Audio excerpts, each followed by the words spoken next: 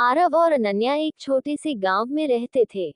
उनके माता पिता विनोद और संध्या साधारण लोग थे, जो खेती और सिलाई का काम करके अपने बच्चों का पालन पोषण करते थे। आरव, जो अनन्या से 3 साल बड़ा था, हमेशा अपनी बहन की देखभाल करता। अनन्या के हर छोटे बड़े काम में वह उसका सहायक और रक्षक बनता।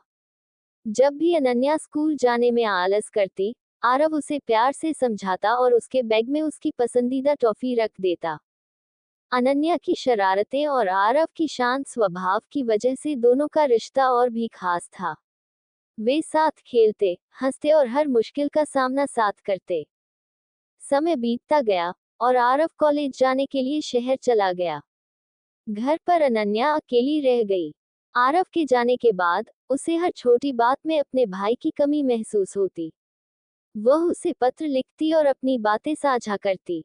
आरव भी अपनी पढ़ाई और नौकरी के बीच अनन्या का ध्यान रखने की पूरी कोशिश करता।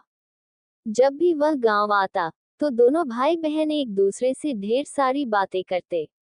लेकिन जिंदगी की जिम्मेदारियां बढ़ने लगी और धीरे धीरे उनके बीच की बातचीत कम होने लगी। कुछ सालों बाद अनन्या की शादी तय हो गई। शादी के दौरान आरव ने अपनी बहन के लिए हर छोटी बड़ी तैयारी की।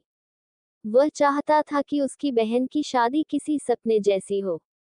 शादी के बाद अनन्या अपने ससुराल चली गई।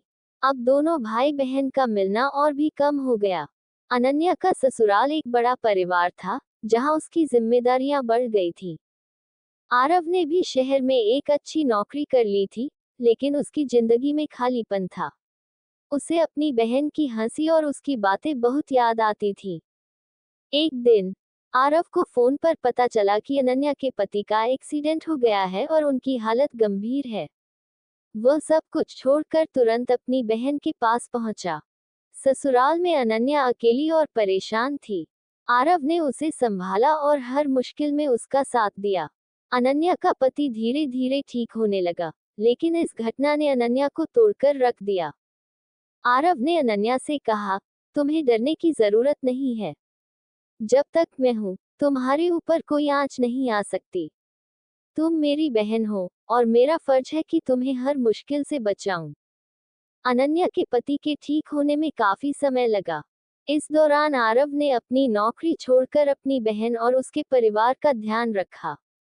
वह अपने सारे पैसे उनकी जरूरतों पर खर्च करता और दिन रात उनकी देखभाल करता। अनन्या ने एक दिन रोते हुए कहा, भैया, तुमने मेरे लिए कितना कुछ किया।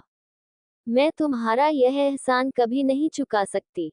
आरव ने मुस्कुराते हुए कहा, तू मेरी बहन है, और तेरे लिए कुछ भी करना मेरा कर्तव्य है। रिश्ते में कोई एहसान नहीं होता, बस प्यार और जिम्मेदारी होती है।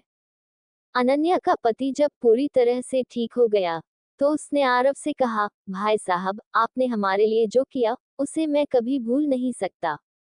आप हमारे लिए भगवान के समान हैं। आरव ने विनम्रता से जवाब दिया, मैंने कुछ नहीं किया। ये सब मेरे प्यार और रिश्ते की ताकत थी। इसके बाद अनन्या ने अपने भाई के अकेलेपन को समझा और उसके लिए एक अच्छे जीवन साथी की तलाश शुरू की।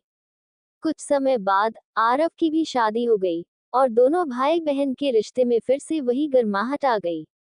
इस कहानी का संदेश यह है कि भाई बहन का रिश्ता दुनिया के सबसे खूबसूरत और मजबूत रिश्तों में से एक है।